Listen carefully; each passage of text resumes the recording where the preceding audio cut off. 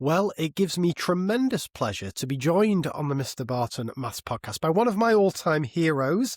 I was lucky enough to meet her in person for the first time in New Zealand.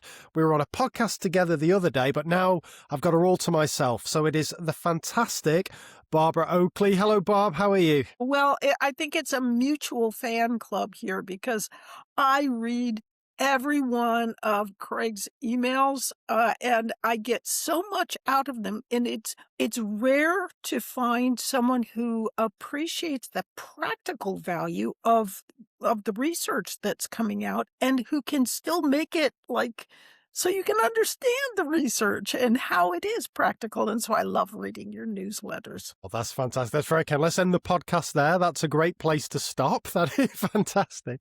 That's brilliant. Well, for listeners who don't know you, Bob, will you tell us a little bit about yourself, if that's all right? Sure. Okay. I was lousy at math and science. I mean, like really bad. I got in trouble because in seventh grade algebra, I would sit there and read history books. And whenever my algebra teacher would come and pull it out of my hands, I would just get another book out of my backpack. And so finally they sent me to the principal. And I think the principal just said, there's no changing her. She hates math. And so I went back and they never bothered me again. But when I got, I enlisted in the Army because, hey, they would pay me to learn another language, which I thought, well, maybe at least I could learn another language, and that might be kind of exciting. And I did learn another language. It was kind of accidental. Yeah, I just picked Russian because I figured it's pretty different, but not super, super different. And then as I was going to get out of the military at age 26, I found that nobody was interested in my Slavic languages and literature skills, and I liked adventures. And then I thought, why don't I try a new adventure of the mind and see if I can actually learn in this area that I loathe, which is math and science. And so I started at remedial high school algebra at 26 and slowly began climbing my way upwards. And now I'm a distinguished professor of engineering, and I love especially math. And so that's what I love about your work, is that you're really kind of helping spread the word of what I think of as the Empress of Disciplines. That's a great introduction, Bob. Absolutely love that. Well, the purpose of this mini-series of the podcast is to talk about AI. And the reason I wanted you on is I've heard you talk about AI before. I've read some of your papers. And I'm really interested in your perspective from someone who's an expert on both memory and cognition and how learning works. So before we get into the nitty-gritty of the implications for teaching and learning, I'm interested in your personal experience. Whenever ChatGPT emerged in 2022, were you like an early adopter? Were you excited? Were you surprised? And what role does AI play in your day-to-day personal life? Oh, not only was I an early adopter, I was kind of like a adopter, uh, in utero, so to speak, before it was actually out. And that is because my co-instructor in learning how to learn, and my colleague and friend Terry Sinowski, he has been working behind the scenes in artificial intelligence, and especially issues related to generative AI for the last 40, 50 years. I mean, he's just extraordinary. And maybe in the year, I would guess maybe 2019, 2020, he was like, Barb, I want you to go use this thing to help you create multiple choice questions. And it was kind of like a proto ChatGPT, and it wasn't very good. But do you know, I mean, it's horrifically difficult to create hundreds and hundreds of multiple choice questions. And anything that will give you just like a fresh idea, a new way of looking at things, even if it's wrong and bad. So I started using this sort of proto chat GPT thing to help me create multiple choice questions. And so then I was primed. And when ChatGPT came out, I was just like, okay, I know this is going to be way better. And even what I had before was helpful. So I was early on inclined to find generative AI to be very useful for some things that I'm working on, and I just love it. I mean, it is a bit of a love-hate relationship because it's pulled the rug out from under us as teachers insofar as Chat GPT or Gemini or pick your Claude. They can write essays for you. They can do a lot of the thinking for you. And how do we assess students? The long and the short of it is you just test them more. You do it in class more. We're not used to that. And we've been trained to malign the idea of testing and teaching the test. We just have to get past that. And we're in the age of AI. Students need to have certain knowledge within their heads. And so the only way you can be sure of that is to test them without access to generative AI.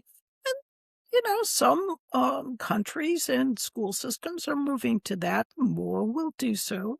But in the meantime, I love it because when I'm writing or researching, it's like I've got this research assistant that is looking right over my shoulder and saying, Barb, now that's really turgid prose, or that's wrong, or here's a better way to think of it. And of course, it's wrong sometimes, but it's immensely helpful in allowing me to hook together ideas from disciplines I know a little about, but not enough to know how to even dig deeper.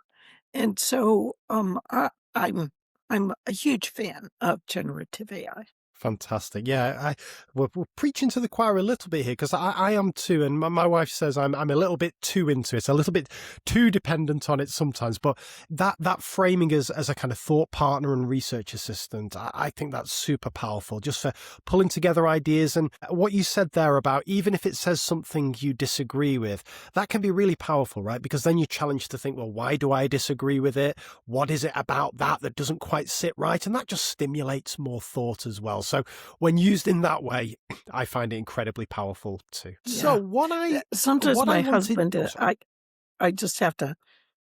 Sometimes people will be like, "How can you use ChatGPT? How do you know whether it's your original ideas anymore?" And I just say, you know, like I talk to my husband about what I'm working on, and he gives me his opinions and feedback, and it really helps my writing. So do I say, this idea was from my husband, when we were having breakfast one morning. ChatGPT is like that. It just gives good ideas, good insights, good feedback, and good back and forth. Fantastic. Well, there are 4 areas that I'd like to talk to you about when we drill down into teaching and learning. So for the benefit of listeners, I'll frame these 4 areas first, and then we'll go through each one if that's okay. So first, I'm particularly interested in the role AI can play in terms of a personalised one-to-one tutor. So we've talked about it in terms of a thought partner, perhaps for adults and teachers, but in terms of students learning from a personalised AI chatbot and so on, I'm interested in your take in that. Secondly, you've touched upon it already, but assessment, whether that's assessment in the classroom, whether that's formal tests, whether that's homework, a way of getting a sense of students' learning. What do we think AI's role is and could be in that? Third, I'm very interested in AI's role to support teachers when it comes to putting together lessons and explanations and creating resources for their students to enhance their ability to teach. Finally, related to that, the role AI can play to support the professional development of teachers, perhaps through some form of coaching or reflecting on their practice and so on. So these are big questions, and I'm happy to take these any way that you choose, Bob. So first, let's start with this idea of AI as a personal tutor. What's your take on that? What role do you think AI can currently play? How do you think that might change in the future? Does anything excite you? Does anything concern you? That's such an interesting question. And I think AI can really help a lot as far as tutoring. And one of its best things that it can do is when you're stuck on something, either whether you're a teacher trying to explain a difficult concept or you're a student trying to understand something that's pretty tough, it can give you a great metaphor. And metaphors are such powerful tools for learning. They help you connect your prior knowledge, whether it's about how water flows, that's similar in some metaphorical sense to how electrical current flows, or or whatever. It just whenever you're stuck, we don't tend to think automatically, "Well, I don't get this. Can you give me a metaphor?" But if you do that, it's like, "Oh my," it suddenly will click. And of course, if it doesn't, you just ask for a different metaphor. I also, when I'm discouraged about something, it's like, "Oh, I don't think I'm ever gonna figure this paper out. How can I use it?" I ask it for words of encouragement, motivation. I learn something better if I get curious about it. So I ask it how to help me be more curious. So I think, is it the total answer? No, because students often don't know what questions to ask, but I think it can really help as long as the student is motivated themselves. And that's the job of a teacher, is to help get a student excited, help them to want to learn, because now it's so easy to just not really learn, just plug in the answer. So that's why we need teachers all the more in this day and age of AI.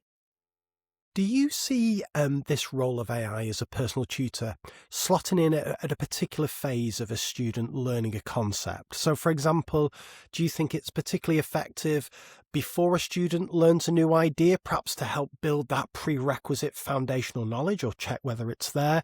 Do you think it's more effective or as effective to introduce that new idea to students, as you say, in a way that might just click with a particular student because of a certain metaphor or framing?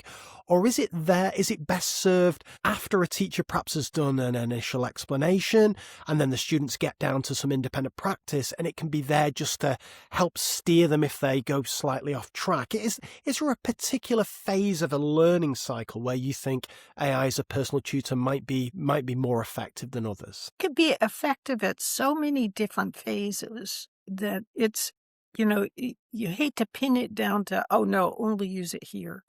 But the one thing that is really important is that students really, really, really need to have knowledge within their own brains if they are to think critically about what's going on in AI. And the classic example of this is, um, if you look at medication, like when people die in hospitals, what's the most common error uh, that kills them? It's a incredibly common one is that someone typed in a medication dosage and they typed in an extra number, so you had 10 times bigger dosage. Now, what has been happening in, well-meaning, student-oriented, student-centered, constructivist approaches to teaching is it's often said, "Well, you don't need to make students memorize the multiplication tables, they can always look it up." But if you don't internalize the multiplication tables, Like, if I say to you, 12 times 12 is 299, something inside you goes, "No, it's not." But not for a student who has not internalized those multiplication tables. They're like, "Well, close enough. Sounds pretty good to me." And in fact, in some countries, they are really having terrific problems with nursing students who simply don't have a grasp of the fundamentals of math to such an extent that they can't, even do, rudimentary medication calculations. So you've got to have that knowledge inside, and like my own daughter, my younger daughter, she hated math, but I put her in 10 years of Kumon mathematics, which is like an extra 20 minutes a day of just practice with really good pattern, so you can begin to see how the numbers will connect. And it feels more natural because you practiced. She got her master's in, or her bachelor's degree in studio art, and then went out in the working world and was like, "Ooh, this is really not what I like," and went back on her master's in statistics. The son of her graduate student said, or graduate professor who she wrote papers with told me, I just can't believe my my father picked your daughter because he normally never picks students who have been reared through the American educational system because they simply do not have a feel for the numbers. What was different about your daughter? And I'm like, 10 freaking years of extra 20 minutes a day, most days, of extra math practice. It really helps, internalize those number making abilities. So I think I probably have wandered far afield from your question. Sorry about that. Not at all. So to pull it back into AI, this is really interesting, this Bob, because I think we're on the same page here with the importance of that foundational knowledge and that automaticity, so that students can do more complex things with their working memory resources. So do you think AI has a role to play there in helping secure that foundational knowledge? So perhaps whether it's an adaptive times table fluency thing that can kind of pitch it to the exact level that the student needs, or is that just best done old school, flashcards and just repeated practice? Where do you see AI fitting in there to help students get this knowledge that's so important to develop new ideas on top? Oh, the sad thing about old school stuff is, well, on the one hand, it works. Students may end up hating whatever it is, but it does work. And so reform methodologies that were like, we're going to make learning more fun and, students will love it. They know nothing about how the brain works, that there are two really important memory systems, and one of them thrives on repetition, and that's how you form habits. Uh, and to get knowledge ingrained through that system so that it is like your native language, you can speak it intuitively, takes a lot of practice, and it can be really, you know, not pleasant. And that's where I think AI can start helping us because it can keep it at the right level. It can help us much more easily do gamification, and it can help students develop that really important fluency that that you may think, "Oh, that's just rote learning," but it isn't at all. Or if it is, rote learning is how we learn to speak our native language, with automaticity and ease and kind of an instinctual, I don't have to think about each word as I say it. And you want students to have that ease with, the fundamentals of math. And I think AI can help us get there. Really interesting. Fantastic, Bob. I want to shift attention now to something that you spoke about earlier, that this idea of assessment, because this is a big one. And I'll just frame this with a brief story that I've told before, but I think it's illustrative. So my best friends, they have a daughter, and she's 14 now.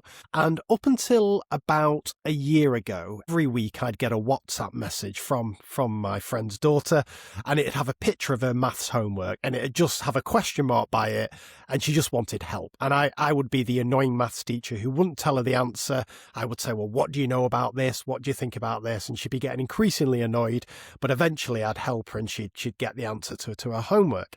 And about 12 months ago, she stopped messaging me, and I didn't know why. I thought, what's going on here? Has she suddenly had some kind of maths breakthrough where she understands everything? And I spoke to her mum and dad, and of course it wasn't that at all. It was just she, instead of sending pictures to me now, she was sending them to ChatGPT, and it was giving her the answer straight away, even for the most complicated of maths questions. And as a result of that, I wrote a newsletter that I think it was called something like Homework is Dead or something like that. And the rationale being, or the thesis being, that any type of assessment that takes place outside of the classroom, the reliability of it in terms of getting a sense of what the student knows is pretty much zero now, because anyone can feed any question into any of the LLMs and get the exact answer they want. And they can also be clever about it, getting it to make a little mistake if they want, or break it down into steps and so on. And that turned out to be quite a controversial thing to say, because a lot of teachers rely on homework as a means to assess their students' understanding. Perhaps they rely on coursework or projects and so on. But in the age of AI, I think we really need to rethink the role assessment plays. So I'm particularly interested in your take on this, Barb. Well, the bottom line is, if we don't see them producing the the answers that we're looking for, or the understanding how to do things without access to ChatGPT, you have no idea if they know it or not, and they probably don't know it. And if you're not careful and you're not testing all the time, what you will be doing is encouraging a larger socioeconomic gap.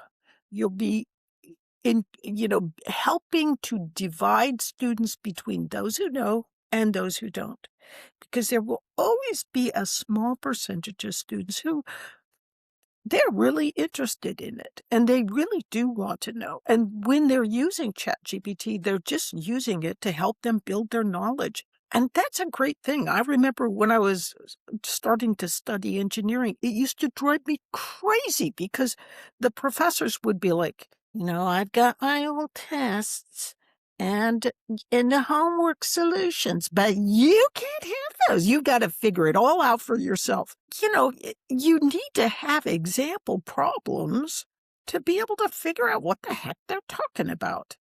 But they were so stingy with them.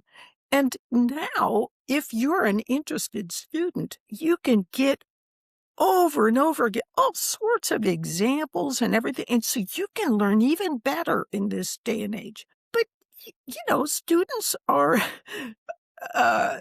probably 80% of students they're not like that.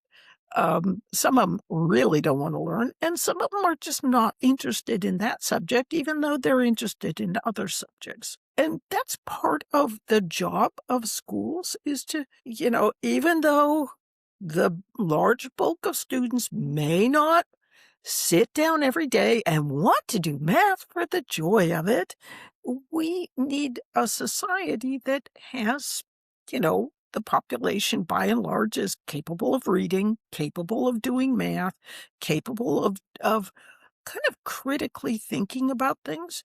And, for most people, it just doesn't come naturally. That's why you need schools, and that's why you need teachers. So I just think, well, part of the problem is that constructivist, student-centered approaches, which I've been an advocate myself of for many years, they're actually harmful in this day and age of AI. if you're thinking that a student constructs their own knowledge, they can figure it all out for themselves, well, good luck with that. Because, it took people tens of thousands of years to even come up with the idea of a zero. So, it's we need to shift from student-centered to what I call a cognitive realist approach to teaching. That's based on here's how the brain learns best, here's how we can help you best, to kind of advance step by step, and also how we can ensure that you actually do have that knowledge in your brain.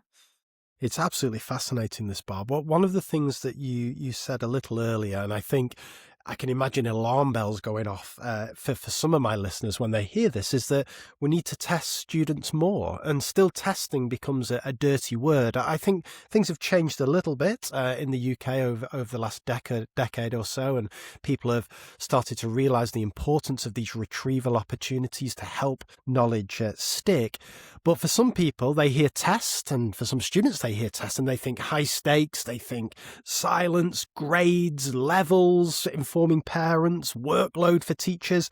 I wonder if you could just dig into it a little bit more. What do you mean when you say test students more? What do those tests look like? So when I am thinking of testing, I am thinking of lots of low stakes, tests that just assess whether a student has learned this thing or the next thing.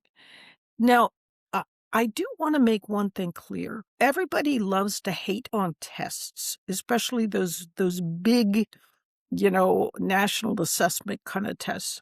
But I volunteered in an inner urban school district.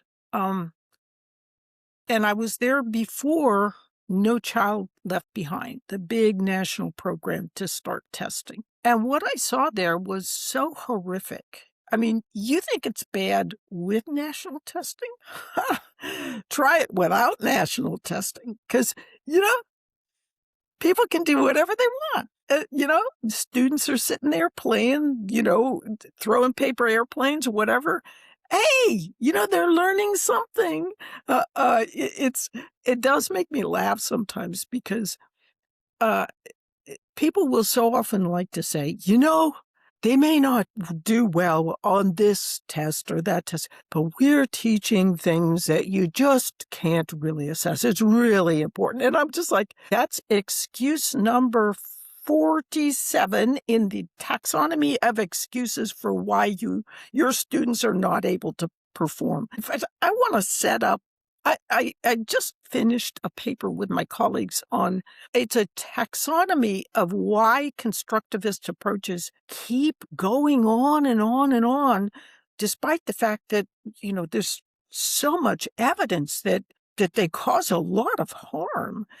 I mean, like, I've traveled around the world for the last decade, and I'll hear things like, an elementary school in Kuala Lumpur, elementary school teachers saying, you mean it's okay to explain something to a student? And it's like, it's gone so extreme about, oh, you never explain, it's got to be inquiry-based and so forth, which just frustrates students. So, testing, big high-stakes tests, I realize they can, there's a bad side to them, but there really is, you can't do it the other way with no tests. If you do, you're going to have to accept that a lot of people are just going to take advantage of the system and then come up with excuses. They're teaching other things, and it always is coincidentally other things that you can't measure. So they've got their built-in excuse. And the only way we can really, really ensure is to have occasional, even if they're teaching to the test, they're teaching something. It's a lot better than paper airplane building, as I saw in some schools before a national test. So that's my little rant on that. But mostly when I talk about testing, I just mean, your typical weekly quiz, maybe even a daily quiz, just a retrieval practice sort of thing to help get those insights into their brain. That's brilliant. Fantastic. Love the paper aeroplane making, Bob. Yeah, that's definitely something we want to avoid. That's great. So let's move on to the third item that I'd like to discuss with you. And I'm interested in your take that the role of AI can play here. And that's for teachers when it comes to planning lessons and creating resources. So for a bit of context, over here in the UK, you'd get normally one of two scenarios. One would be where teachers might be in a school where they've got no resources, so they're making them from scratch. And I've been there myself, spending 6 or 7 hours a night creating worksheets, PowerPoints, and so on, or searching the internet to try and find something half decent. Or you've got other situations where teachers will find themselves in schools where they've got very prescribed lesson plans and materials that they have to give. And these are of varying qualities and kind of come from curriculum providers or maybe have come from the head of department and so on.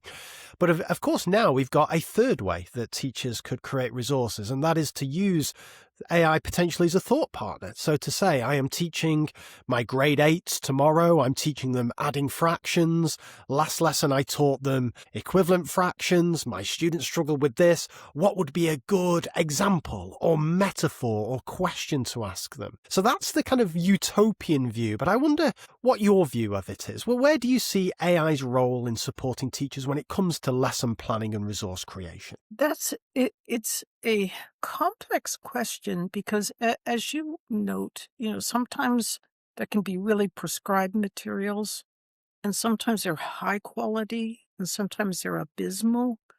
But then, for example, in New Zealand, I just spent 6 months there, and it was amazing. They had this sort of mentality that was promulgated out into the teaching community that the teachers just had to make their own stuff up, that otherwise you were dictating. And I thought, this is so crazy because let's take John Mighton and jump math. So if you look at how some of those materials are prepared, they're so cleverly done. They really give you visual insight at the same time that they explain things step by step so that not only can, advanced students, but if you've got a class that's a mixture of really behind and even ahead students, how do you handle that? Well, for a typical teacher, I mean, just handling the classes that you have is a really big job, and then you're supposed to come up with creatively brilliant material to explain these ideas, which are not easy to explain. I mean, so my colleagues and I wrote a textbook on teaching, and it's kind of a weird textbook because it's actually sort of fun, um, called Uncommon Sense Teaching. And we have insights from neuroscience, from the K-12 community. And then me as an engineer looking at this from the perspective of what do we what does a fourth grade teacher need to know about their teaching that is it going to affect me as an engineering professor in the students I get for a classroom? It is incredibly hard to write a textbook like that. It took us years, and yet teachers are essentially being asked to write their own textbook for every class they teach. That's just, it's silly. And AI can really help, but it's also not the total answer. I mean, if you look, it's kind of sad, but in some totalitarian countries, they actually have terrific teaching materials because they don't have people arguing and saying, well, it's better for the teachers if we do it this way, but it's actually worse for the students if they do it this way. They don't have that problem. But what you can get is some absolutely astonishingly good curricular materials that can help teachers as they, at whatever level they're conveying. But what I do is sometimes I'll put my notes into ChatGPT, ask it to, come up with a good hook, something intriguing about Maxwell's equations, something like that, and it gives me great ideas. It gives me ideas for active learning activities to kinda intersperse. So I lecture active, but the thing is that great teaching in part involves bringing in surprise. How do you bring in surprise when everything's carefully scripted? I mean, in the sense of, well, you can't keep doing the same thing as a surprise.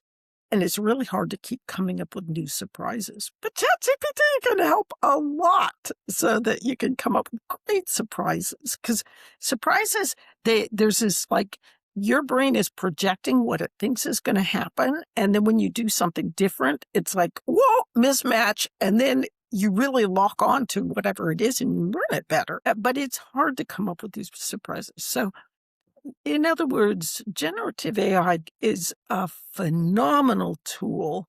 Um, if used wisely, it can help whatever, your situation might be, either by just adding a little or adding a lot.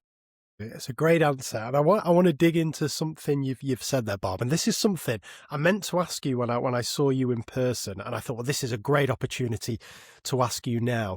And that is, I'd love your take on high quality scripted curricula. So the one I would be thinking of is connecting maths concepts, anything based on Engelman, basically, where you have got the exact sequence of examples and non-examples. You've even got the exact words to explain a given concept and the follow-up question. And even things like expected student response and how you might react if a student says this versus this. And I wrestle with this because for the first 12 years of my teaching career, that would be the worst thing in the world for me because I just wanted to do my own thing. And then when I started reading research, I thought, oh, actually, a lot of what I've been doing is wrong, so maybe I should follow to the exact letter something that's been designed by experts, it's been tested over the years, it's been refined and so on. But still, I can't quite bring myself to say that if I had a script and I had some exact things to follow, that I would follow it to the letter. And I just wonder your take there. What do you think the optimal is? Is it kind of partial guidance, full guidance? What do you think for most teachers is going to be most effective? I think I'm a lot like you, Craig. I would find it difficult to exactly follow word for word a script. But on the other hand, I will say, like, I gave a TED Talk once, and I practiced for 70 hours and over and over again and refining and kind of and getting the imagery and getting everything just in sync. I do have to say that all of that, I mean, in essence, I was following a exact script that really laid it out perfectly. Now, it was perfectly for me, but also, it was perfect for the TED audience. So I had to follow their guidelines. So, um, I I think there's a lot to be said for very carefully scripted material, but by the same token, I do think that there are some really fabulous teachers out there, and it's not to say you just say, "Throw it all out," but, if they're capable of doing a pretty good job conveying the same material, but using their own, um, finesse, that's great too. Great teachers, we don't wanna nail them to a wall and say, "You must do it exactly as I say." Uh, but we also have to be aware that the more you loosen that up, the more that really bad teachers will take advantage of it. And half of all teachers are below average. It's a really good point, a really important point to keep returning to. That's great, that Barb. Let me ask you one related question to this, and it's our fourth area that I wanted to discuss, and that's the role AI could potentially play to aid the professional development of teachers. So we've talked about perhaps AI helping a teacher shape a lesson for that given moment, or maybe they're following a prescribed curricular lesson that's been scripted for that particular moment, and it may lead to a good experience for students in that lesson. But what about going forward? Do you see any role that AI can play to help teachers get better year upon year upon year, to stop the plateau that often happens once teachers have been teaching for a few years? Oh, there's like several different ways to look at that perceptive question. Um, One thing is that at a university level, one of the most difficult things that universities grapple with is upskilling the professors themselves. Uh, that I've been teaching this for 30 years, and this is the way I teach it. And one one thing I really love is, I love Coursera because a lot of my courses are on Coursera, and they do a great job. But part of what they do is they have coursework that goes to universities around the world, and what they're finding is that, the students love these courses because they're really up to date, and especially in the realm of AI, it is moving so fast. It's really hard, even if you're top of your game as a teacher. So, even if you're a really, really good teacher, it's hard to keep up with things. And what AI does is, it can allow you to much more easily find and learn and teach about new insights related to whatever you're teaching. But I think what's really important in teacher education is right now, teachers are like some of the most important people in the world, and they are being done a disservice by schools of education. And I mean, if you're from a school of education, your hackles may raise. But think of it this way: schools of education, you teach about Dewey and Vygotsky and Piaget and Montessori, and you teach about people who are, 50, 100 years old, and their theories, which were often completely different than what you might have actually learned when you were in a school of education. In other words, we are training teachers with old-fashioned pedagogy that kind of reform ways of learning, active student learning, that actually can make learning more difficult for students in this day and age of AI. So I think what AI can really help us with is with new methodologies of training teachers that are outside of schools of education, uh, which allows students and teachers to learn what they really need to know in order to teach effectively. And that involves learning how your brain works, learning more about AI, actual practical experience in the classroom, and oftentimes what's being taught to teachers nowadays in their teacher training programs that they need to become accredited are so behind the times and so often misleading about what good teaching actually entails, that it can result in teachers who, all with the best of intentions, actually cripple their students' abilities to learn. Geez, that's you paint a challenging and somewhat depressing picture there, Bob. But I think it's a really important point to make. And we spoke on a podcast that we were both on earlier this week, and I painted a slightly more optimistic picture about how things are improving in the UK in terms of teacher training.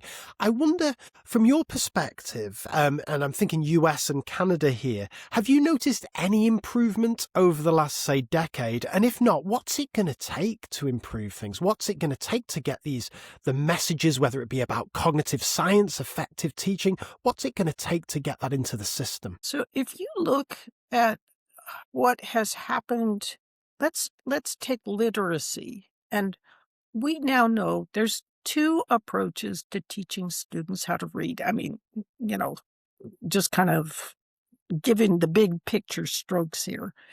One is whole language, where you sit, you read to students, you let them point out, develop through context and understanding of what reading is and how to read. And the other is that you teach phonics. In other words, what do letters sound like?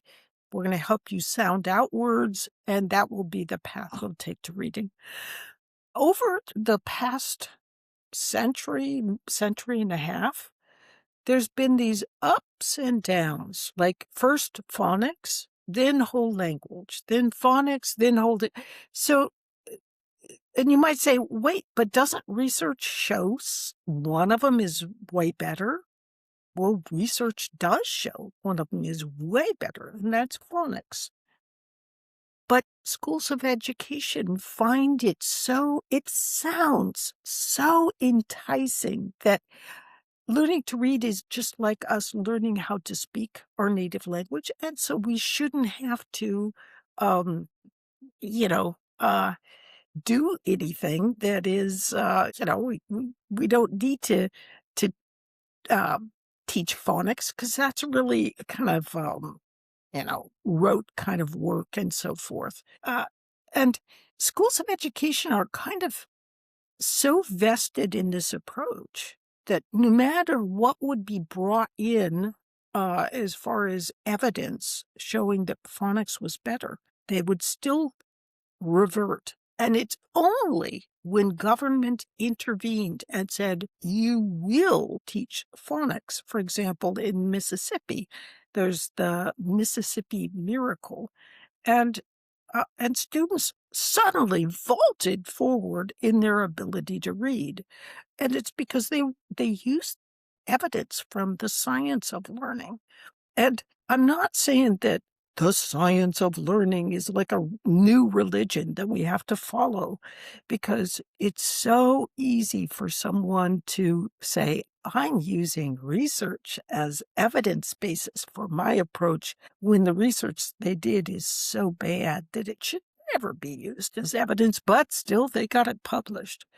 So I think external intervention, I'm the last person who wants government intervention in anything, but clearly sometimes schools of education can get locked in what I call a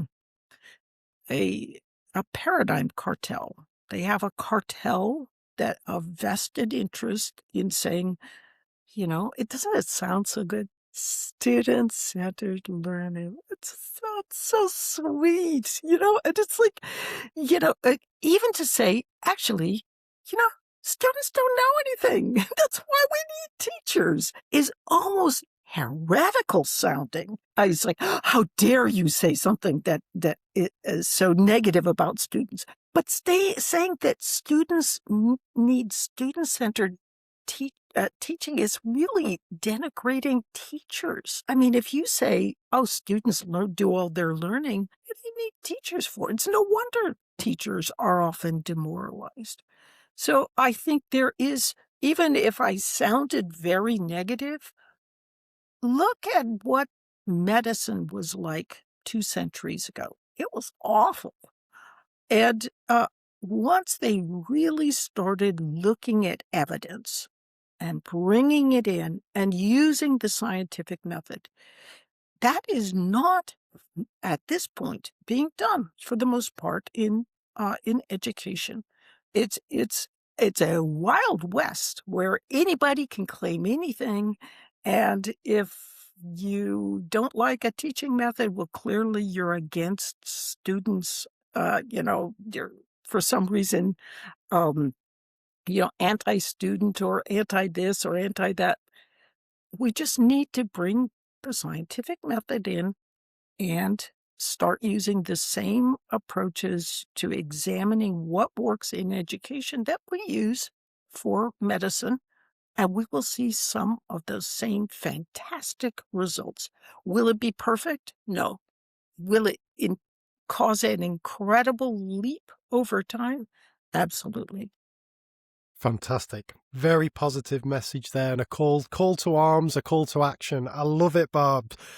Let me ask you one more question about this. What question about AI have I not asked you during this conversation that I should have asked you? Is there any area that I've missed that you've been thinking about? Oh, you're gonna hate that I asked this.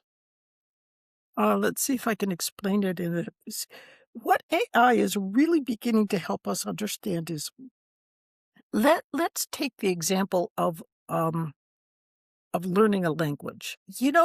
There's for many things we can use mice, we can use chimpanzees, we can use all sorts of lab animals, or to kind of figure out how does some aspect of the brain work.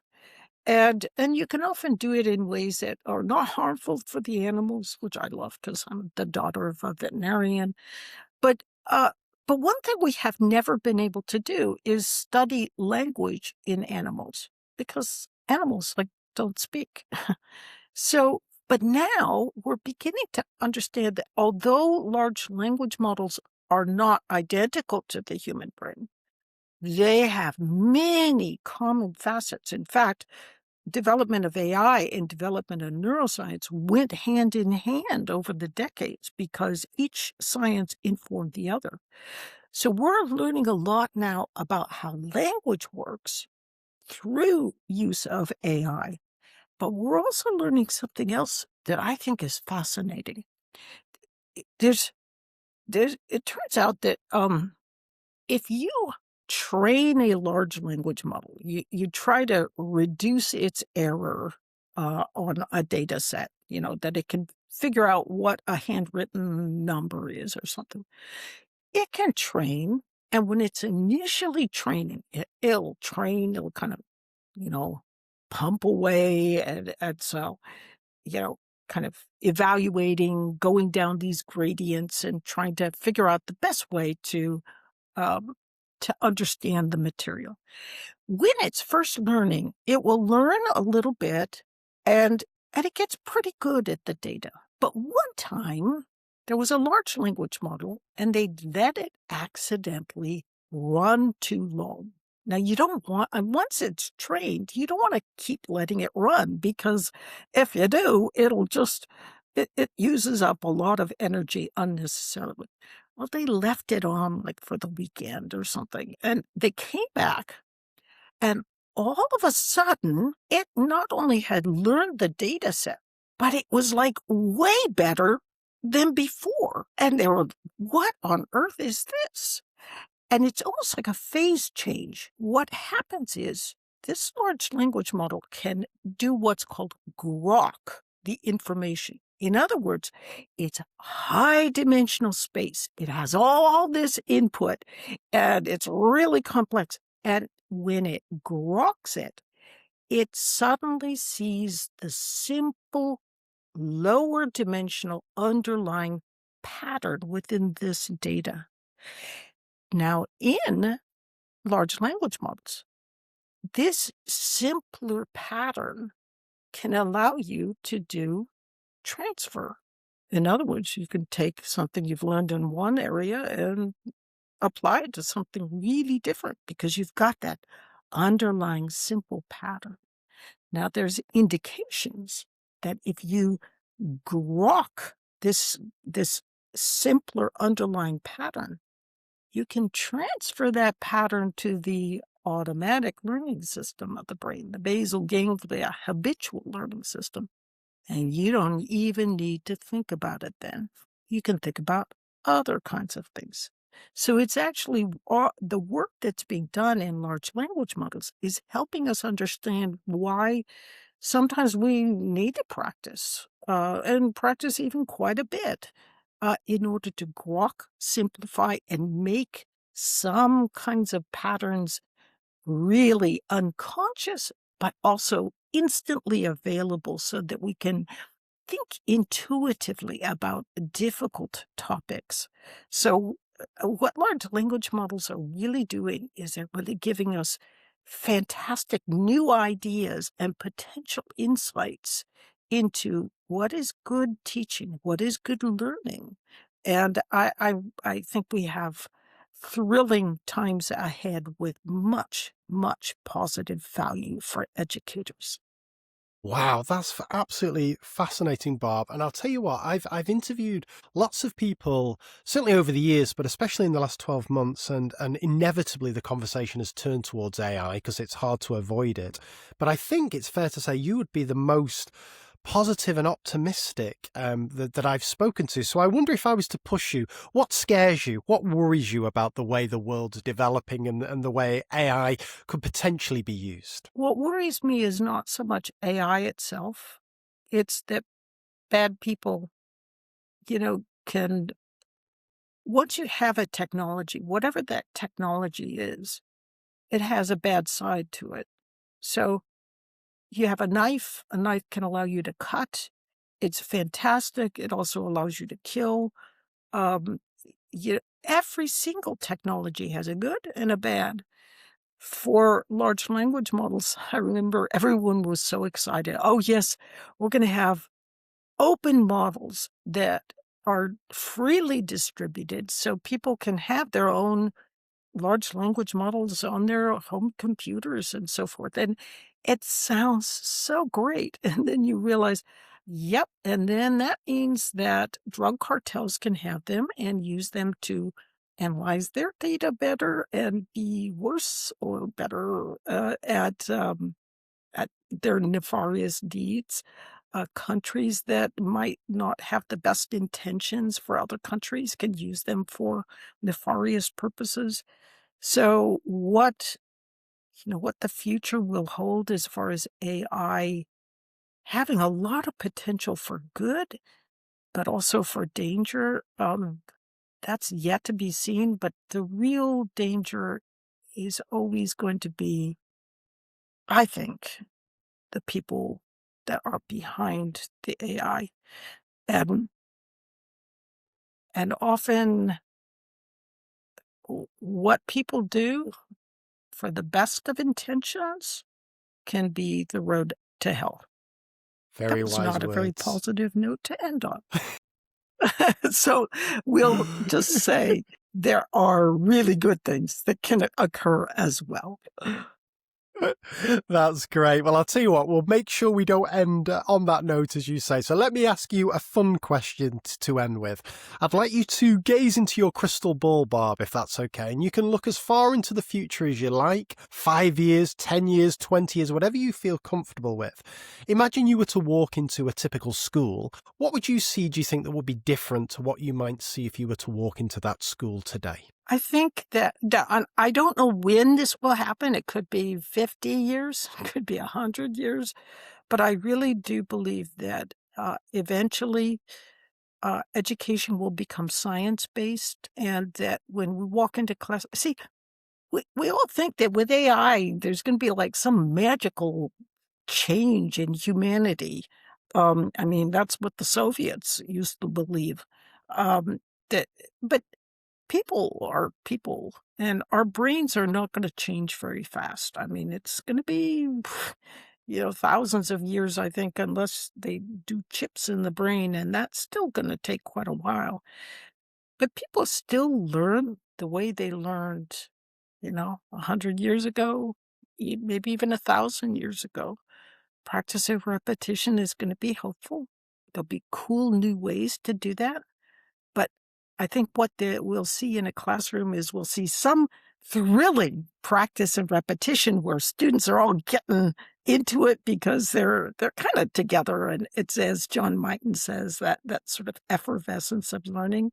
But we'll also see really cool ways that learning is that even this sort of practice and repetition is made more fun. And, because of some of the new ideas from AI, I think we'll see technology stepping back somewhat, just as we're now beginning to recognize that social media is not the best for kids. So I think we'll see less of some technology than you might expect. But then what we will see is kind of pretty cool tech. Fantastic. Great answer. Well, the last thing I'm going to ask you to do, Bob, before I let you go, is to tell our listeners what of your work do you think they should check out? And anything you say, I'll put a link in the show notes. Gosh.